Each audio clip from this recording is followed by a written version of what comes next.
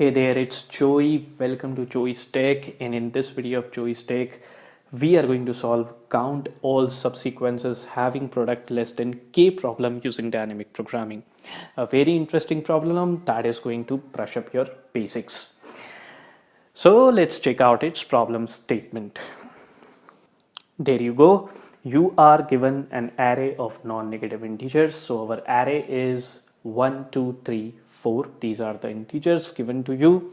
All you need to do is find out count of all the subsequence having product smaller than k. So k is a variable, but in our case k is 10. So the subsequences you are going to find for every subsequence, the product of the integers forming that subsequence must not exceed 10.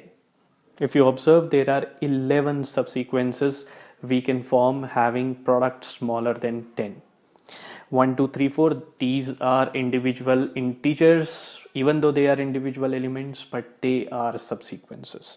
Now, if you take a look at this subsequence 1, 2, then if you multiply 1 and 2, then the product is going to come out as 2, which is less than 10, and hence it qualifies as one of the subsequences. If you check out this subsequence 1, 2 and 4, if you multiply all the 3 digits 10, the result comes out as 8, again less than 10, so it qualifies as one of the subsequences. We are going to solve this problem using dynamic programming, and we will do it in our framework. But before we switch to our framework, a humble request to you to subscribe to my channel and hit the bell icon for notification, because that impacts my ability to create such videos on dynamic programming for you in a direct manner.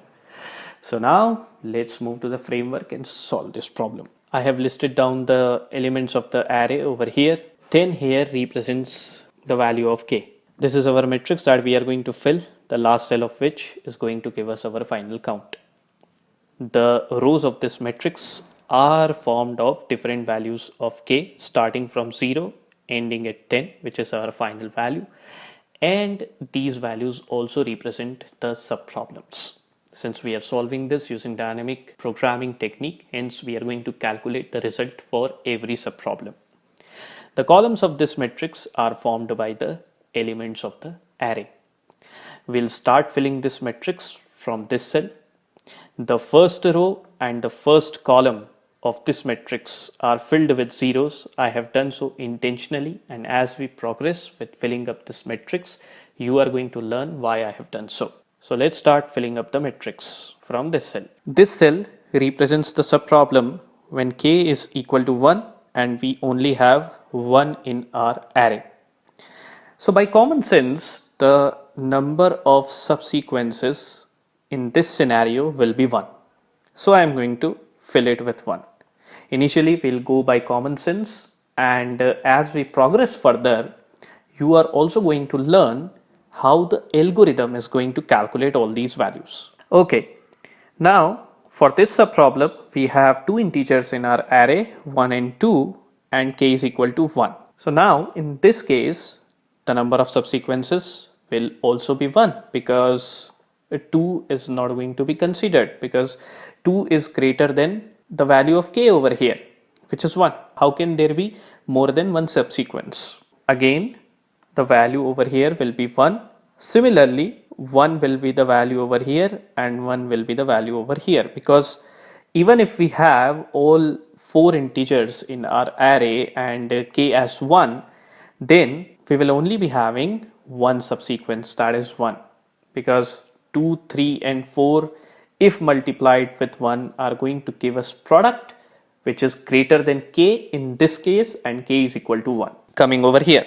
Over here, now the value of k has changed to 2 and the integer is 1. The only element in the array is 1 now in this problem. So again, the number of subsequences is going to be 1.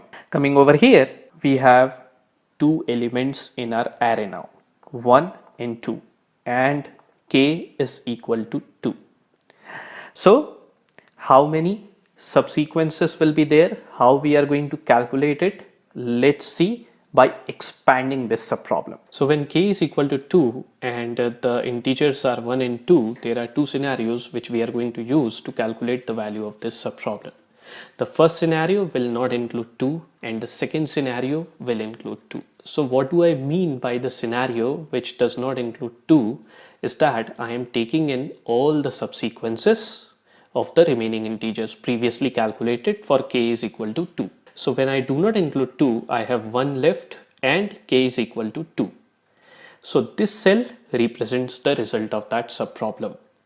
When I have 1 as the element in the array and k is equal to 2. So my first candidate, my first component of this solution becomes 1. And logically speaking, we have this as the subsequence for better understanding. Now, the second value will be 2 alone because individual elements are forming the subsequences. So 2 alone will also act as a subsequence. So the second one will be 2 and this will represent my second component of the value which I am calculating. Now speaking of the third component. Now in the third component we'll have to include 2. That means 2 is going to form pair with the remaining integers. Here the remaining integer is 1. Now 2 can form pair or subsequence with those integers with which if we multiply it, then the product result must not exceed k. Now k is 2 here. Now we can go to the subproblem which will give us all the subsequences to which we can append 2, and when we append 2 to them, their product is not going to exceed 2, which is our k. And how can we get to that subproblem? We will have to divide this k, this 2, by the integer under consideration, which is 2 for now. So 2 divided by 2 is going to give me 1. So that means I will have to go to the row which is represented by 1. And I will go one cell back. Why we go one column back? Because 2 is forming subsequence with the remaining integers, with the previous integers, which is 1 in our case. So this value is going to be the third component of our solution. So basically logically it will be 1 comma 2. So we are getting 1 and we are just appending 2 to it. Alright. The subsequences represented by that cell is 1, and if we add all these components up, we get 3 as the answer, which we are going to write here. So the algorithm is going to calculate all these values based on these 3 components. Even this 1 has been calculated using this particular method, and that is why I have kept the first row filled with zeros and the first column filled with zeros. Alright, so using the same formula we are going to proceed further, and then I'm going to explain to you the same thing by expanding one more subproblem so that it gets clear to you. Alright, so here we consider this subproblem. So we are now adding 3 to our array of integers 1 to 3. Now if we add 3, then can we get a sum which is less than 2? No way, because any integer which you are going to multiply with 3 is going to give you a number which is going to exceed 2. Alright, so what we are going to do, we are going to just take the value from here 3 and populate this cell. Okay, we are taking the count of all subsequences of the remaining integers excluding 3, because if we involve 3, then the product is going to exceed 2. Similarly, if we involve 4, the product is going to exceed 2. So in this case, we'll have to make do with the subsequences of the previous integers. So here also this 3 will be copied. Now we come here. Now we have k equals to 3. So when we have only one element in our array, even though this cell's value will be calculated by this method, but we know that it will be 1. Now coming over here, we have 2 elements in our array and k is equal to 3. So the first component will be the value of this cell. So it will be 1. Okay, let me write it here. Then the second component will be this integer alone. So it will be 1 again. And the third component will be 3 divided by 2. We are going to use the floor function because these rows are represented by concrete integers. So 3 by 2 is going to take me to 1, the first row. And I'll have to go one column back. So it will be again this cell's value, which will form the third component of my solution, and it will be 1 again. So I will get the value as 3. I'm going to populate 3 over here. Okay, now we have k as 3 and 1, 2, 3 as the element when we talk about this subproblem, this cell which is representing this subproblem, when we talk about calculating the value of this cell. Okay, so let's expand it. Alright, so I have k is equal to 3 and 1, 2 and 3 are my integers. Okay, so two scenarios like I told you earlier, one will involve a 3 and one will not involve a 3. So when 3 is not involved, the scenario will be k is equal to 3 and 1 and 2. That means the count of the subsequences which do not involve a 3 previous subsequences for k equal to 3. We'll get the solution of this component from here because we have k equals to 3 here, and this particular cell represents 1 and 2. Alright, so my first component becomes 3. So basically this 3, let's expand the subsequences so that the picture becomes clear to you. So this 3 will be 1, then 2 and 1, 2, the subsequences we just calculated. Alright, now we are going to go for the second component. So the second component will be 3 itself.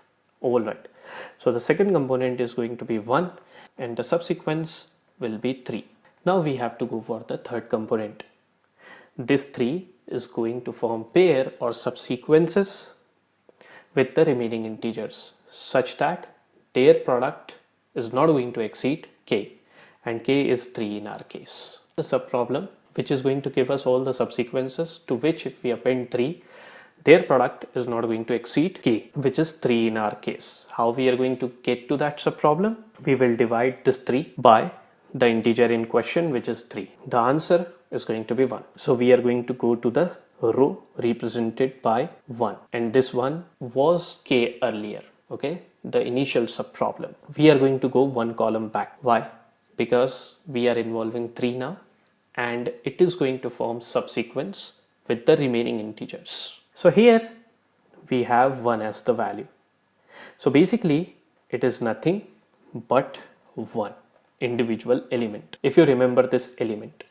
Alright, so to this subsequence, what we are doing, we are just appending 3. So let's append 3, and this becomes my third component. So this is another component and the subsequence is 1. So the sum of all the components becomes 3 plus 1 plus 1, 5. So we have got it, and these 5 are the subsequences I am talking about.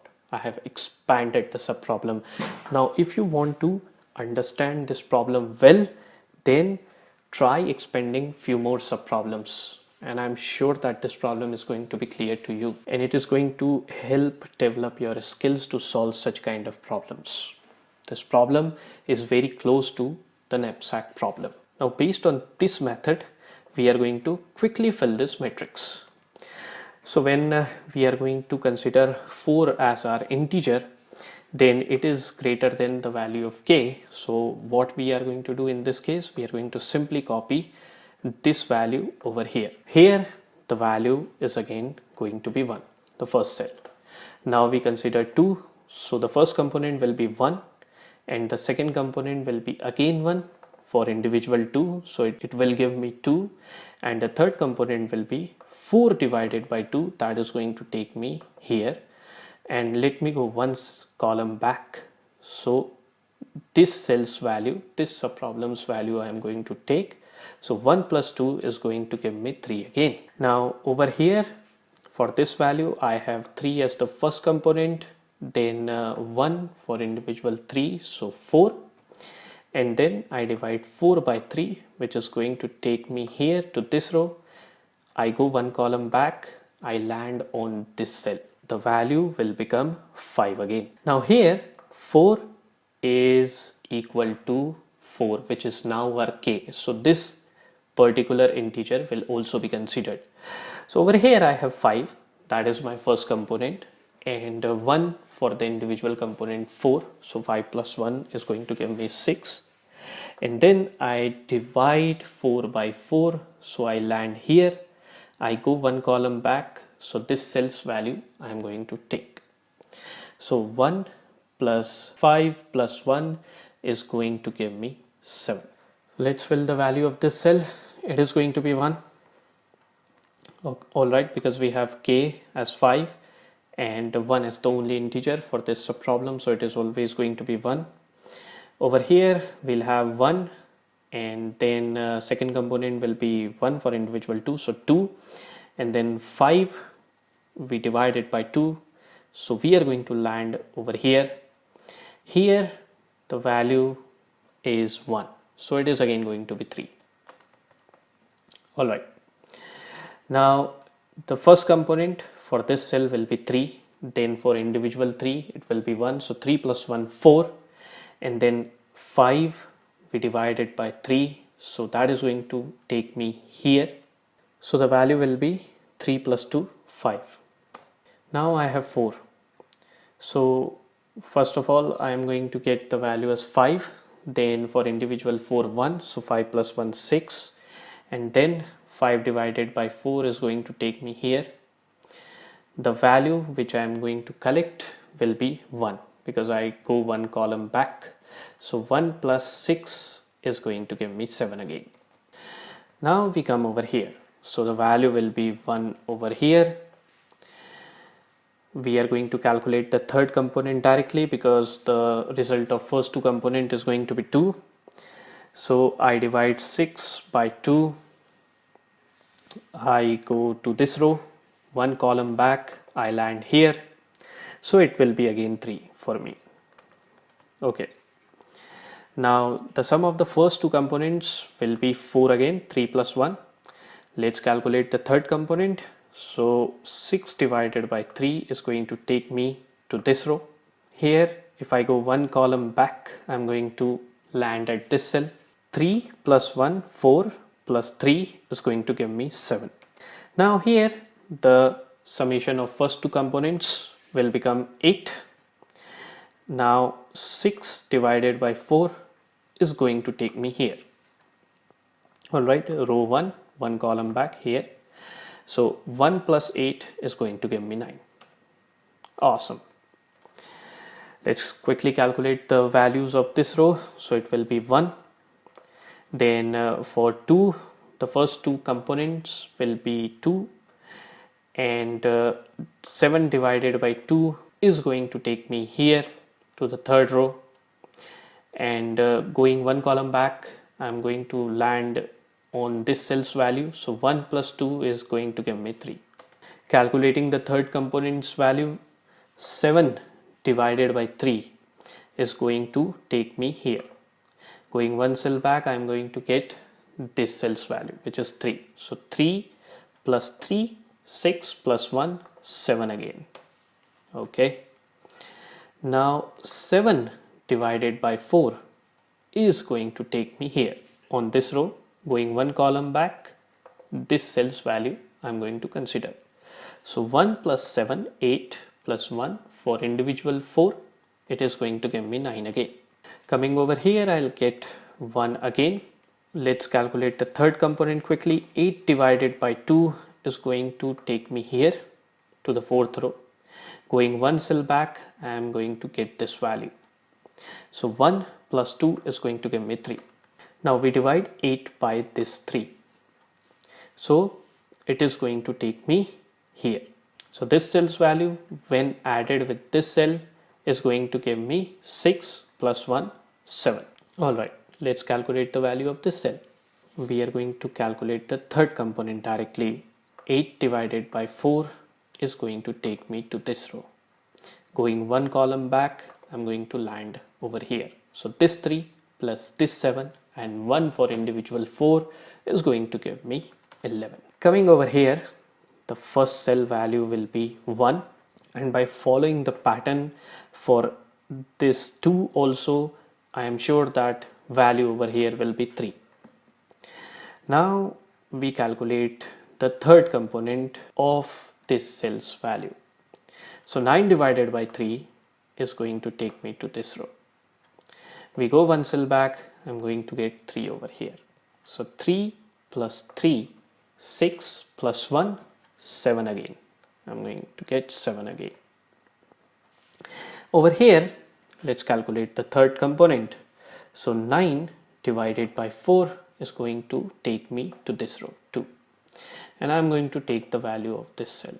So 7 plus 3, 10 plus 1, it's going to be 11 again.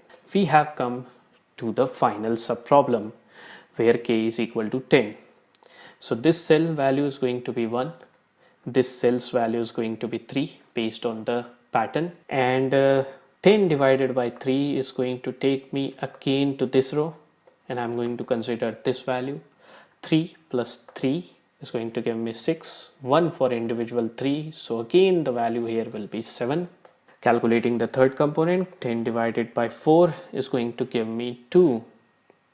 So going to the second row, considering this cell's value, going one column back because 3 plus 7 is going to give me 10 plus 1 for individual 4 is going to give me 11, and 11 is my answer. So we have calculated the count as 11. That means there are 11 subsequences which we can form from this array of 1, 2, 3, 4 elements, and the product of each subsequence, the product of the integers involved in each subsequence is going to be smaller than k given, which is 10. Now let's take a look at its algorithm quickly. So this is our algorithm. There are two loops, one for the row and the second one for the column. This line over here represents calculating the first component of our solution, which is simply taking the value from the left hand side. And then we are going to check that the value of I, which represents the current k, the subproblem k, is always greater than or equal to our j. If that is so, then this portion of the code calculates our third component. And this one over here represents the individual element, which also acts as a subsequence. And every cell gives the result of the subproblem which we can find till that particular cell. So this concludes this video. It was a long one, but worth watching. I hope you enjoyed watching this video. I hope you learned from this video. That is what is most important for me. Do give it a thumbs up. Tell me how you found this video in the comment section. I look forward to help you with algorithms and programming. And only for this video, goodbye and take care.